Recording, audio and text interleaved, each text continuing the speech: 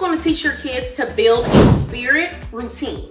And I know that sounds crazy, but it's going to be a pattern. For example, first thing I always teach my kids is, okay, this is how I prefer you to spirit.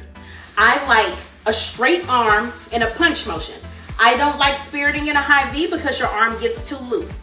I like to maintain a motion. If you go two hands, then I prefer a touchdown motion with a little bit of bend in the elbow. Once my kids run out, I make sure that my kids have a firm center. They're gonna come out and they're immediately going to spirit. I tell my kids keep both feet planted on the ground, or you can get ready to do a toe point and bring it right back. But remember, when I say both feet on the ground, that's just so they can have a center.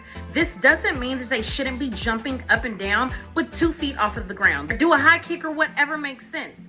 But just remember, your center is gonna be with your 2 feet off of the ground. If you're gonna jump in the air, jump with 2 feet off of the ground. That way you can have a controlled center. From there, they're going to add a wave. Notice how I'm still keeping my arm in a punch motion whenever I wave. If you go two hands, you still need to be in a touchdown. I personally do not love this. So I make all of my kids spirit in a touchdown or a wave. From there, you bring it back center, you add a point.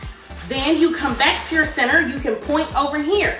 Notice how each time I'm coming back to my middle because it still looks controlled without it looking like chaotic spirit. From there, I make them come back to center and then they can do a spin. From there, they just repeat. Your full spirit routine should look something like this. All right, let's go. Here we go.